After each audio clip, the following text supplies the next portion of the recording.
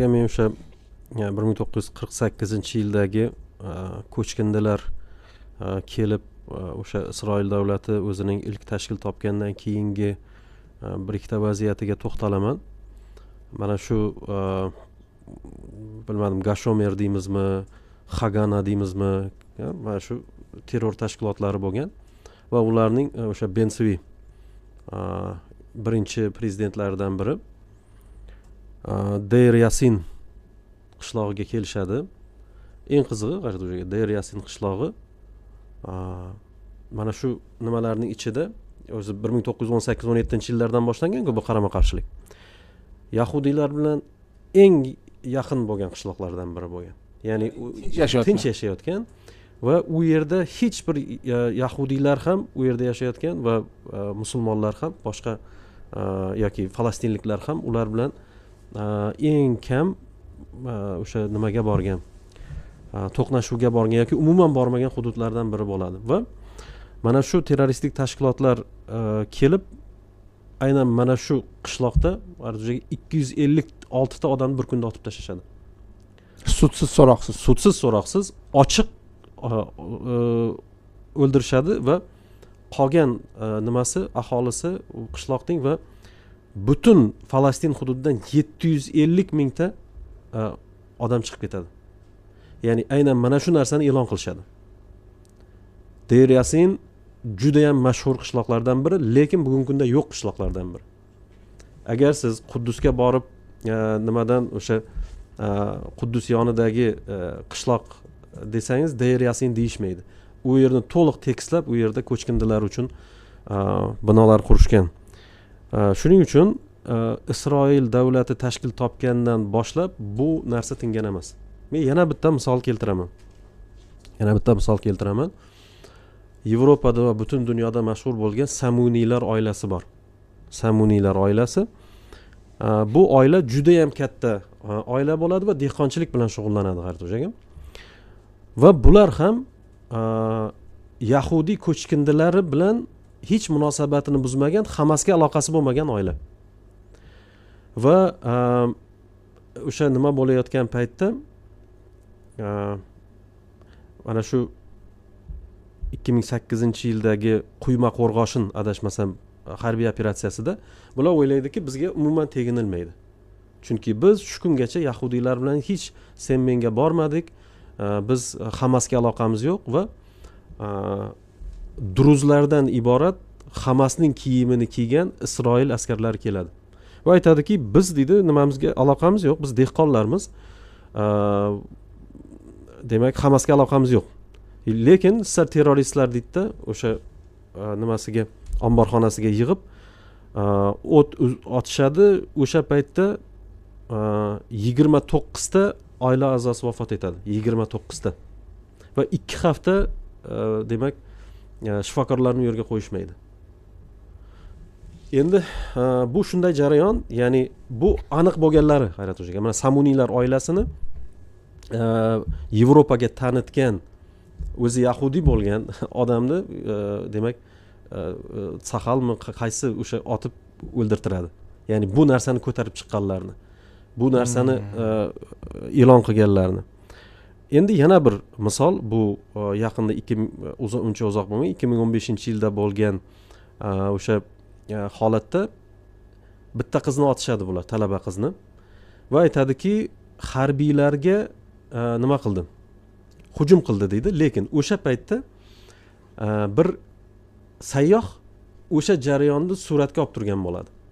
Va pichoqni qo'yib qo'ygani nimaga tushib qoladi?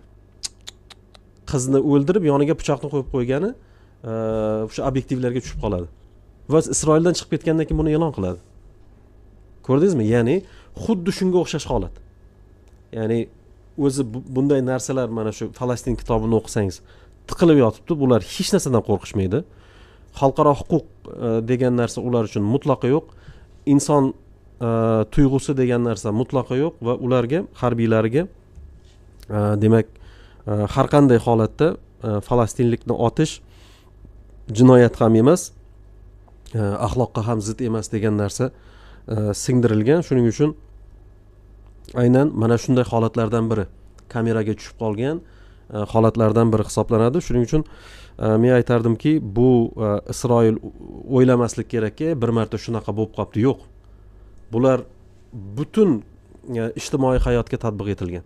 Butun ijtimoiy hayotga tatbiq etilgan. Bu qanday tushunishimiz mumkin? Masalan, deylik, siz Quddusda uyingizni ta'mirlay olmaysiz. Uyingizga mix qoqa olmaysiz. Agar ta'mirlayotgan bo'lsangiz, katta shtraf keladi uyingizga. Mumkin emas. Kim ta'mirlay olmaydi? Falastinlik musulmonlar ta'mirlay olmaydi bu narsani. Shuning uchun o'zi aslida bu butun mana shu Falastin hududida Falastin mutlaqo, agar unda masalan G'azoda yahudiylar yo'q deyotgan bo'lsak ham, g'arbiy sohilda yahudiylar yo'q deyotgan bo'lsak ham yoki Quddusda, Sharqiy Quddusda musulmonlarga tegishli deyotgan bo'lsak, mutlaqo yolg'on narsa bu. Ya'ni dunyoda yagona bir hudud borki, u yerga shunday bir davlat borki, qo'shtirnoq ichida siz u yerga uchib ham bora olmaysiz, suzib ham bora olmaysiz, piyoda ham bora olmaysiz. Boshqa hudud yo'q. Ya'ni butun hududni, demak, mana shu sionistik rejim o'rab olgan va to'liq, total terror qilayotganligini ko'rishimiz mumkin bo'ladi va mana shu 70 yildan oshiq, 75 yil davomida bunaqa voqealar to'xtagan emas. Mana shuni biz yaxshi bilishimiz kerak. To'xtagan emas. Bundan 5 batarlari bo'lgan. Ya'ni butun oilasini, butun qishloqlarni yo'q qilib tashlagan va javob bermagan holatlari. Isroilda bu oddiy holat bo'lib qolgan. Ya'ni tarixni yo'qotishning eng ta'sirli usullaridan biri bu qabristonlarni yo'q qilish. Xitoy ham shunaqa qiladi. Lekin o'zlarining qabristonlarini juda qattiq qadrli. Yana bir misol G'ayrat Xo'jaga. Ya'ni shu darajada axloqsiz bir holat, ya'ni na bir insoniylik, na bir xalqaro huquq. Yosh oila, Rihan va Saad oilasida o'sha ko'chkindilar kelib, Molotov kokteyli bilan uyini yoqib yuboradi. Hech narsa yo'q. Hech narsa, soat 1da keladi, uyini yoqib yuboradi. Bu juda ham mashhur bo'lgan holat. Va demak, yosh Alini ko'tarib chiqayapman deb ko'rpasini ko'tarib chiqadi, Ali yonib ketadi, o'g'li. Ahmadni olib chiqadi, lekin 60% yonib ketgan. Eng yomon tomoni, eng odamga qattiq ta'sir qiladigan, hatto men ko'zimga yosh keldi shuni nima qilib. Saad va Rihan ota-onasi chiqib yordamga chaqirgan payti ko'chkindilar ustidan benzin qo'yib yana yoqishadi.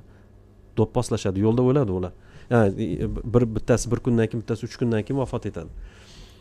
Va mana shu sud jarayonida G'ayrat Xo'jaga 17 ta odamni ushlaydi, lekin sud jarayoniga ikkitasi keladi. Bittasi sodir qilgan, bittasi yordam bergan deb ikkita ko'chkindini olib kelishadi. Keyin savol berishadi, mana shu, ya'ni hozirgiga o'xshagan misolda bu. Maxsus xizmatlarga savol beradi. Qani bularning 10 dan oshig'i? Ularning javobini qarang. Bularning ichida yahudiy millatchilariga внедрённый, ya'ni singdirilgan nimalar, chaqimchi quloqlar bor edi. Bularni jazolasak, ularning ichida oshkor bo'lib qolishligi uchun biz buni sudga olib kela olmaymiz deydi. Mana shunday nima keltiradi va sud jarayonida mana shu 3 ta odamni o'ldirgan, yoqib o'ldirgan sud jarayonida sud binosining atrofida shunday deb baqirishardiki, biz 3 tangizni yoqdik, hali hammangizni yoqib o'ldiramiz degan. Deb boyagi aktivistlar, o'zicha aktivistlar va aynan mana shunday baqir-chaqir qilib turganlarni Isroil televideniyasida qahramonlar sifatida e'tirof etiladi. Siz uni harbiylarni aytayapsiz. Shuning uchun bu davlat albatta o'zining kelgusi taqdirini bular juda ham yaxshi biladi. Gitler Germaniyasi va uning davlati qanday sharmanda bo'lib, nemis xalqi hozirgacha ham bu mana shu insoniyat oldidagi uyatni, alamni unutmaslik uchun mana shu uning naslidan, ularning xalqidan mana shunday bir zolim vujudga kelib millionlab odamlarni o'ldirib sharmanda bo'lish nimasini, demak, ular ham mana shunday bo'lishini juda ham yaxshi bilishadi. Buni insoniyat hech qachon unutmaydi va biz ham unutmasligimiz kerak. Aynan hozirgi ko'rsatuvlarning mohiyati mana shundan iborat. Va demak, yana bir fikr bilan tugataman.